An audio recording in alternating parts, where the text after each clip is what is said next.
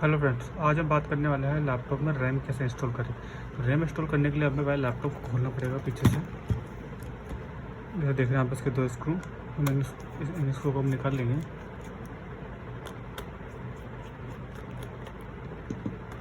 ये कवर खोल लेंगे पीछे का, बैक कवर। हमारे यहाँ पे रैम का स्लॉट है, ये एक रैम पहले से लगी हुई है। ये हमारी रैम है, इसे हमें ऐसा फिट करना है। तो इसका पहले रैम का कट देख लेंगे हम। उस कट को फिक्स करके ऐसा अंदर दबा देंगे और बस उसको दबा देंगे यहाँ से। जैसे दब जाएगा रैम इसमें इंस्टॉल हो जाएगी और हमें इसका बैक कवर वापस से पैक कर देना है।